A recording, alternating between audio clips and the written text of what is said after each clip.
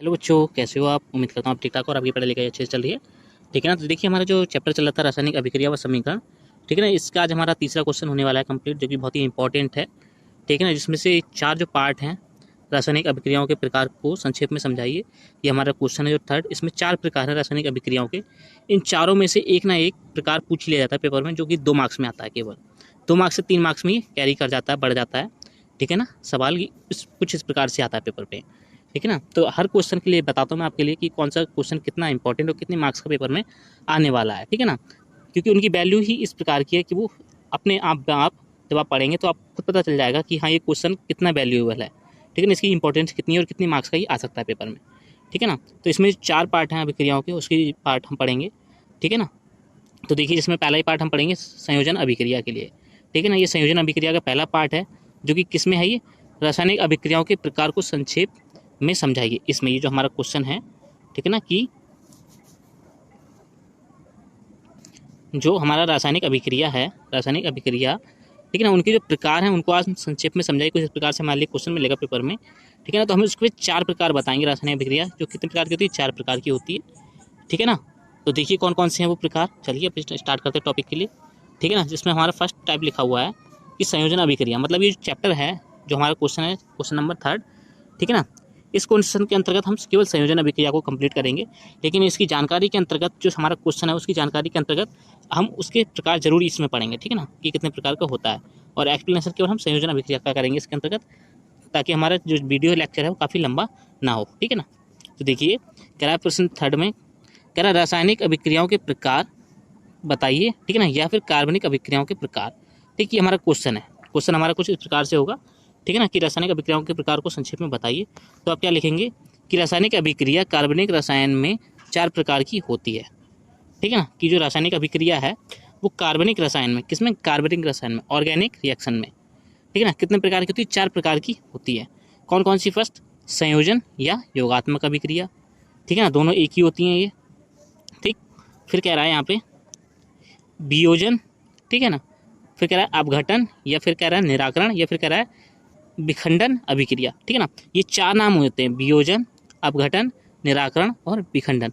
ये चारों अब नाम क्या होते हैं? एक ही रिएक्शन के होते हैं, जिसको हम क्या बोल देते हैं? वियोजन अभिक्रिया। ठीक है, डिस्ट्रीब्यूशन रिएक्शन। ठीक है ना, ये हमारी एडिशन रिएक्शन, डिस्ट्रीब्यूशन रिएक्शन। ठीक है ना, ये 4 प्रकार से पूछी जाती है, बहुत ही इंपॉर्टेंट होती है रिएक्शन। ठीक है ना, ये दोनों शुरू की और ये सेकंड वाली। ठीक, फर्स्ट सेकंड जो ए और बी है, बहुत ही इंपॉर्टेंट रिएक्शन होती हैं। ठीक है ना, जो कि पेपर में आमतौर पर पूछ ली जाती हैं 1 से 2 मार्क्स में। ठीक है ना। फिर देखिए आगे कह रहा है यहाँ पे कि थर्ड में विस्थापन या प्रतिस्थापन रिएक्शन अभिक्रिया। ठीक है ना, विस्थापन या प्रतिस्थापन अभिक्रिया। ठीक है ना, ये विस्थापन और प्रतिस्थापन, ठीक है ना, एक ही नाम है रिएक्शन की, जो हमारा थर्ड प्रकार है रासायनिक अभिक्रिया का। ठीक है ना। और चौथा प्रकार है, डी नंबर पे कह रहा है द्विविस्थापन या पुनर्व्यवस्थापन अभिक्रिया। ठीक है ना, ये कोई ऐसा प्रकार है? चौथा प्रकार है किसका? रासायनिक अभिक्रिया का। ठीक है ना। ये 4 प्रकार हैं, बहुत ही इंपॉर्टेंट है। और चारों प्रकार को अगर आप 1-1 मार्क्स का समझते हैं तो क्वेश्चन कितने मार्क्स का बनता है? 4 मार्क्स का।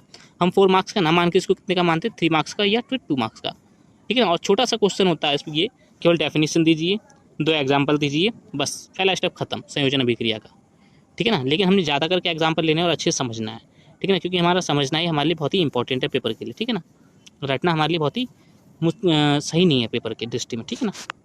तो देखिए यहाँ पे है फर्स्ट में कि संयोजन या फिर योगात्मक या संयोजन अभिक्रिया क्या है, संक्षेप में बताइए। ठीक है ना, 2 मार्क्स में आएगा ये। अगर कुछ इस प्रकार से आता है लिखा हुआ तो 2 मार्क्स में आएगा। अगर 2 मार्क्स में भी आप नहीं मानते तो इसको 1 मार्क्स का मानिए। ठीक है ना, क्योंकि आना ही आना है। ठीक है ना, मैं तो यहाँ पे आपके लिए फिलहाल बताऊंगा कि आप 2 मार्क्स का मान के चलिए कि 2 मार्क्स में पूछा जाएगा, चाहे ये संयोजन पूछ ले, विस्थापन पूछ ले, वियोजन पूछ ले, विखंडन पूछ ले, या फिर द्विविस्थापन पूछ ले। ठीक है ना, प्रत्येक ये टाइप हैं ये 2 मार्क्स के ही बिलोंग करते हैं। ठीक है ना, क्योंकि इसमें इंपॉर्टेंट होते हैं उसके एग्जाम्पल देना। ठीक है ना, डेफिनेशन तो हर कोई याद दे देता है, लेकिन बट जो एग्जाम्पल है वो कहाँ से दिए जाए। ठीक है ना, तो इस दृष्टि से बहुत ही ज़्यादा इंपॉर्टेंट हो जाता है और 2 नंबर में कैरी कर जाता है आंसर में। ठीक है ना। तो कह रहा है योगात्मक या संयोजन अभिक्रिया क्या है, संक्षेप में बताइए, हमारा क्वेश्चन था। ठीक है ना, मैंने यहाँ पे फिर से बना दिया आपके लिए। ठीक, क्योंकि या फिर है कि रासायनिक अभिक्रियाओं के प्रकार में ना पूछ के सीधे यहीं से पूछ ले कि संयोजन अभिक्रिया क्या है, संक्षेप में बताइए, या फिर पूछ लेगा योगात्मक अभिक्रिया क्या है, संक्षेप में बताइए। ठीक है ना, तो आपको पता होना चाहिए योगात्मक और संयोजन का मतलब क्या हुआ? दोनों का एडिशन होना, जुड़ना हो गया। ठीक है ना। तो क्या कह रहा है इसके लिए, देखिए कह रहा है वे अभिक्रियाएं जिनमें दो या दो से अधिक रासायनिक अभिकारक तत्व, ठीक है ना, रासायनिक अभिकारक तत्व आपस में मिलकर या क्रिया करके एकल उत्पाद का निर्माण करते हैं, तब ऐसी अभिक्रियाओं को संयोजन या योगात्मक अभिक्रिया कहते हैं। ठीक है ना। अब देखिए यहाँ पे अभिकारक तत्व हमने कौन कौन से पढ़े थे। एक होता है क्या, क्रियाकारक, ठीक है ना, और एक क्या होता है क्रियात्मक समूह, ठीक है ना। एक क्या होता है क्रियात्मक समूह, ठीक है ना, और एक क्या होता है क्रियाकारक। ठीक, तो क्रियाकारक और क्रियात्मक समूह दोनों आपस में हम इनको क्या बोल देते हैं, अभिकारक बोल देते हैं इन दोनों को, ठीक है ना। क्यों क्या करते हैं, ये दोनों आपस में रिएक्शन करते हैं, इस कारण से हम इसको क्या बोलते हैं, अभिकारक बोल देते हैं, ठीक है ना। जो रिएक्शन करके एक नया उत्पाद बनाते हैं, सी जिसको हमने बोला था उत्पाद या हम बोलते थे पदार्थ, ठीक है। तो इस पदार्थ को बनाते हैं, ठीक है ना। देखिए यहाँ पे कह रहा है कि दो या दो से अधिक रासायनिक अभिकारक तत्व, ठीक है ना, एक दो सोडियम और क्लोराइड, क्लोरीन, ठीक है ना, सोडियम और क्लोरीन दो तत्व हैं रासायनिक, ठीक है ना। यहाँ पे कह रहा है दो या दो से अधिक, हम एक एक ले रहे हैं यहाँ पे, या हम यहाँ पर दो Na कर लें, दो Cl कर लें, तो दो Na दो Cl हो गए, ठीक है ना। तो फिर यहाँ पे भी कितना बनेगा, दो NaCl बनेगा, ठीक है ना। अब हमने एक एक तत्व लिया है तो हम एक एक के लिए लेके चलेंगे, और जो टोटल तत्व कितने बता रहे हैं, दो, ठीक है ना। तो कह रहा है यहाँ पे अभिकारक तत्व आपस में मिलकर क्रिया करके, ठीक है ना, यहाँ पे कोई रिक्वायर कंडीशन रही होगी, उस कंडीशन पे ये दोनों ने क्या करा, क्रिया करी, ठीक, और एकल उत्पाद का निर्माण करते हैं, और एकल उत्पाद बना है यहाँ पे। देखिए NaCl एक एकल उत्पाद है, कोई और है इसके साथ में बना हुआ नहीं है ना, तो एकल उत्पाद का निर्माण करते हैं, तब ऐसी अभिक्रियाओं को संयोजन या योगात्मक अभिक्रिया कहते हैं, ठीक है ना। अब इन दोनों ने जो रिएक्शन करी, इसके उपरांत इस कंडीशन के, तो कोई तीसरा तत्व निकला या दूसरा निकला, नहीं निकला ना। तो ऐसी रिएक्शन को मतलब क्या हुआ, जितने भी रिएक्शन में भाग ले रहे थे वो सब आपस में क्या हो गए, जुड़ गए, कुछ भी बाहर नहीं निकला इनकी रिएक्शन के दौरान, ठीक है। तो ऐसी रिएक्शन को हम क्या बोल देते हैं, संयोजन या योगात्मक अभिक्रिया बोल देते हैं, ठीक है। अब जो तत्व जो बन के आया है सोडियम क्लोरीन का, क्या है, सोडियम क्लोराइड, जिसको हम बोल देते हैं नमक, ठीक है। तो ये नमक का फॉर्मूला है सोडियम क्लोराइड NaCl, ठीक है ना। हमारी फर्स्ट रिएक्शन कंप्लीट हो गई, यहाँ से पहला एग्जाम्पल, ठीक है ना। सेकंड में देखिए 2Mg + O2, ठीक है ना। Mg से क्या होता है हमारे पास में मैग्नीशियम, O से क्या होता है ऑक्सीजन। मैंने आपके लिए बताया था कि जो मेंडलीव की आवर्त सारणी है, ठीक है ना, वो आप याद कर लीजिए, ठीक है ना। अगर आपने याद कर रखी है तो आपको पता होगा Mg से क्या होता है, O से क्या होता है, ठीक है ना, Cl से क्या होता है, H से क्या होता है, ये सब आपको पता होगा, ठीक है ना। अगर नहीं पता है तो मैं फिर से कहूँगा कि आप 30 तक के तत्व, ओनली 30 तक के तत्व जो है आवर्त सारणी से वो याद कर लें, बहुत ही इंपॉर्टेंट होने वाली है आपकी केमिस्ट्री उनके तत्वों के बेसिस पर, ठीक है ना। चलिए कह रहा है यहाँ पे 2Mg + O2, ठीक है ना, जिन्होंने रिएक्शन करी इस रिक्वायर कंडीशन पर, आपस में इन्होंने क्या करा, अभिक्रिया करी, दो अभिकारक हैं ये, ठीक है ना। ये हमारा क्या है, क्रियाकारक है, सॉरी क्रियात्मक समूह है, ये क्या है, क्रियाकारक है, ठीक है ना, Mg, ठीक। जब इन दोनों ने अभिक्रिया करी, दोनों अब ये क्या कहलाएंगे, अभिकारक कहलाएंगे, इन्होंने रिएक्शन करी इस रिक्वायर कंडीशन पर, ठीक है ना। फिर यहाँ पे इन्होंने क्या बनाया 2MgO, ठीक है। यहाँ पे कोई कंडीशन लगाई हमने, जिस कारण से Mg ने O के साथ में, O ने Mg के साथ में रिएक्शन करी, ठीक है, जिससे इन्होंने 2MgO बनाया। अब ये एकल उत्पाद बनाए, इन्होंने रिएक्शन करी, इसके उपरांत क्या प्लस में कोई और तत्व निकला है क्या बाहर, कोई पदार्थ नहीं निकला। तो मतलब क्या हुआ कि जितने भी रिएक्शन में पार्टिसिपेट करे अभिकारक, वो दोनों आपस में संयोजित हुए और एकल उत्पाद का निर्माण किया। कैसा, एकल उत्पाद का निर्माण करते हैं, ठीक है। ऐसी रिएक्शन को हम क्या बोल देते हैं, संयोजन या योगात्मक अभिक्रिया कहते हैं। अब देखिए जो 2MgO तत्व बनाया, इसका नाम क्या हुआ, मैग्नीशियम ऑक्साइड, ठीक है ना। समझ में आ रहा है आपके लिए, अगर समझ में आ रहा है तो प्लीज़ लाइक कर लीजिए वीडियो को अभी, और सब्सक्राइब भी कर लीजिए, ठीक है ना, ताकि आगे के लेक्चर आपके लिए अच्छे से मैं प्रोवाइड करा सकूँ, ठीक है ना। चलिए फिर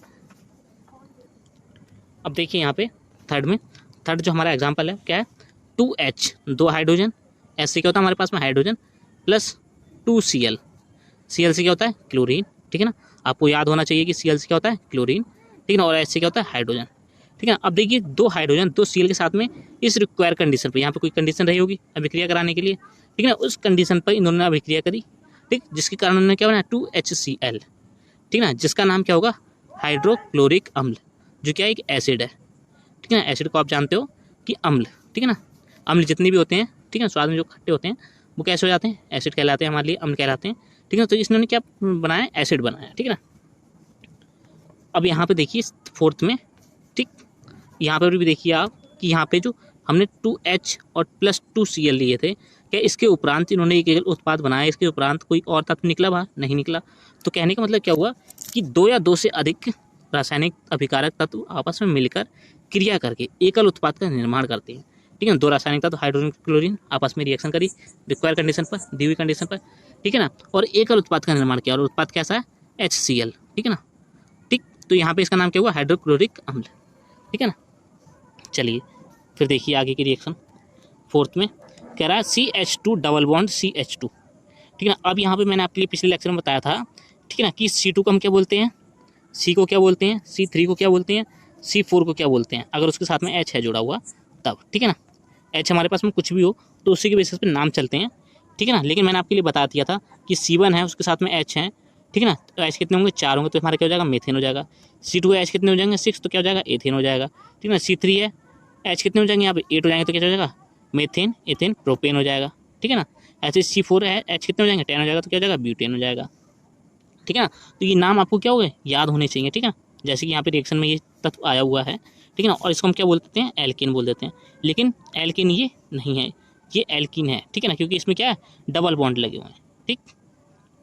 चलिए कीन हम क्यों बोल रहे हैं, एल्किन क्यों बोल रहे हैं, ये हम आगे पढ़ेंगे, ठीक है ना। एल्किन क्यों नहीं बोल रहे हैं, ठीक है ना, ये हम जो 4th चैप्टर हमारा जब स्टार्ट होगा उसके अंतर्गत हम पढ़ेंगे, ठीक है ना। फिलहाल में ये एथीन है, ठीक है ना, जो क्या है, एक एल्केन का ही समूह है, ठीक। तो यहाँ पे देखिए CH2 डबल बॉन्ड CH2, ये प्लस हो रहा है किसके साथ में, HBr के साथ में, ठीक है ना। अब यहाँ पे देखिए जब ये HBr के साथ में ज्वाइंट हो रहा है, ठीक, तो यहाँ पे देखिए यहाँ पे कितने H हैं अभी कार्बन के साथ में, 2, यहाँ पे कितने हो गए, 3, ठीक। यहाँ पे C के साथ में कितने H हैं, 2, यहाँ पे भी कितने हैं, 2, ठीक। अब ये देखिए H ये था, ये कहाँ चला गया, या तो आप इसके पास दे दीजिए क्योंकि यहीं पे बड़ा है, तो H यहाँ पे आ गया इस वाले के पास में, ये H इस वाले के पास में आ गया, और ये Br था वो कहाँ गया, इस वाले C के पास में, देखिए आ गया। तो इस कारण से क्या हुई, रासायनिक अभिक्रिया हम क्या कर रहे हैं, संतुलित कर रहे हैं यहाँ पे, ठीक है ना। तो क्या होगा, CH3 bond CH2 bond Br, ठीक है, जिसको हमने बोल दिया CH3, ठीक है ना, बोल दिया CH3 CH2 Br, जिसको हम क्या बोलेंगे, ब्रोमो एथेन। मैंने आपके लिए नामांकन बताया था कि जब भी कोई हैलाइड, ठीक है ना, एल्किन के साथ में रिएक्शन करता है तो हम क्या बोलते हैं, उसको हेलो एल्किन बोलते हैं, ठीक है। मतलब कि हेलोजन का नाम पहले, बाद में एल्किन का नाम। तो हेलोजन क्या है, हमारे पास में Br है, तो हेलो जो Br है उसको हम क्या बोलते हैं, ब्रोमीन। तो हमारा क्या हो जाएगा, ब्रोमीन से ब्रोमो, ठीक है ना। और ये एल्किन का कौन सा समूह है, दूसरा, तो क्या हो जाएगा, एथेन, ठीक है ना। तो ब्रोमो एथेन कुछ इस प्रकार से इसका नाम हो जाएगा, ठीक। फिर आगे देखिए 5th में कह रहा है calcium oxide CaO plus H2O, ठीक है ना। कैल्शियम ऑक्साइड क्या होता है, बुझा हुआ, बिना बुझा हुआ चूना होता है, ठीक है ना। उसकी रिएक्शन जैसी हमने जल के साथ कराई इस रिक्वायर कंडीशन पर, तो क्या बनाइए, देखिए CaOH का होल ट्वाइस, ठीक है ना, जिसको हम क्या बोलते हैं, बुझा हुआ चूना बोल देते हैं, कैल्शियम डाई हाइड्रो ऑक्साइड, ठीक है ना। अब देखिए जैसे ही CaOH2O के साथ में रिएक्शन कर रहा है, ठीक है, देखिए यहाँ पे Ca कितना है, 1, ठीक है, हाइड्रोजन कितने हैं, 2, तो हाइड्रोजन यहाँ से 2 हो गए, ऑक्सीजन कितने हैं, 2, तो यहाँ से भी ऑक्सीजन कितने हो गए, 2, ठीक है ना। तो यहाँ पे भी मतलब क्या हुआ, कोई इसके साथ में तत्व बाहर नहीं निकला। तो मतलब क्या हुआ कि जब 2 रासायनिक तत्व आपस में मिलकर एक एकल उत्पाद का निर्माण करते हैं तो ऐसी रिएक्शन को हम क्या बोल देते हैं, संयोजन या योगात्मक अभिक्रिया बोल देते हैं। मतलब ये जो हमने उदाहरण दिया ये भी हमारा एकदम सही है, ठीक है ना। चलिए फिर आगे देखिए, लास्ट है यहाँ पे कि कार्बन की अभिक्रिया जब हम ऑक्सीजन के साथ कराते हैं, 2 ऑक्सीजन मॉलिक्यूल कार्बन ऑक्सीजन के हैं, ठीक है ना, इसकी अभिक्रिया करा रहे हैं हम किसके साथ में, कार्बन के साथ में, तो हमारे लिए क्या प्राप्त होता है, CO2 कार्बन डाइऑक्साइड, ठीक है ना। अब देखिए कि जैसे कार्बन ने ऑक्सीजन के साथ में रिएक्शन करी है, ऑक्सीजन ने कार्बन के साथ में रिएक्शन करी, ठीक है ना, तो यहाँ से इस CO2 के साथ में कोई और तत्व निकल रहा है बाहर, नहीं निकल रहा है, ठीक है ना। तो इस कारण से क्या हुआ, रासायनिक तत्व कार्बन और दूसरा रासायनिक तत्व ऑक्सीजन, ठीक है ना, O2 जो है, इन्होंने जैसी रिएक्शन करी आपस में, ठीक है ना, तो एक क्या बनाया, CO2 एक एकल उत्पाद का निर्माण किया, ठीक है। तो ऐसी रिएक्शन को क्या बोल देते हैं, संयोजन या फिर योगात्मक रिएक्शन कहते हैं, अभिक्रिया बोलते हैं। सॉरी है ना। तो देखिए अगर आपके लिए पसंद आया इतना सा लेक्चर हमारा योगात्मक रिएक्शन का, ठीक है ना, केवल इतना ही लिखना होता है हमारे लिए, अभिक्रिया क्या है संक्षेप में बताइए, और यहाँ से आपको जो एग्जाम्पल बेस्ट लगे हो, ठीक है ना, वो आप पेपर में लिख के आएँ, और मेरे हिसाब से आप ये सारा का सारा नोट कर ले अपने नोटबुक में, ठीक है ना। मिलते हैं अगले लेक्चर में, all the best, bye bye. आपको अच्छा लगा तो प्लीज़ लाइक कर लीजिए, सब्सक्राइब भी कर लीजिए, दोबारा मैं कह रहा हूँ आपके लिए, ठीक है ना। प्लीज़ आप सब्सक्राइब जरूर कर लीजिए चैनल को मेरे, ठीक है ना, क्योंकि सब्सक्राइबर बहुत ही कम है मेरे इस समय पर, ठीक है। चलिए कोई बात नहीं भी करते कोई बात नहीं, आप अच्छे से पढ़िए, बस यही मैं कहूँगा आपसे, और अपने फ्रेंडों के साथ में जरूर डिस्कस करें, ठीक है, और शेयर भी कर दें वीडियो को उनके लिए ताकि उन पर पहुँच जाए, ठीक। और रिवीजन का जो सबसे बेस्ट तरीका है वो अपने फ्रेंडों के साथ में डिस्कशन का ही है, ठीक है ना। फ्रेंडों के साथ में जितने अच्छे से आप डिस्कशन करके उनको बताएंगे इस टॉपिक के बारे में, ठीक है ना, कि योगात्मक रिएक्शन क्या होती है, ठीक है, या फिर संयोजन रिएक्शन क्या होती है, आपको उतना ही अच्छे से क्लियर होगा, ठीक है ना। और आपका पेपर में परफॉर्मेंस कैसा रहेगा, बेटर रहेगा, और आप लास्ट में रिजल्ट जो आएगा तो आप क्या होगे, टॉपर होगे क्लास के, ठीक है ना। चलिए मिलते हैं अगले लेक्चर में, all the best, bye bye.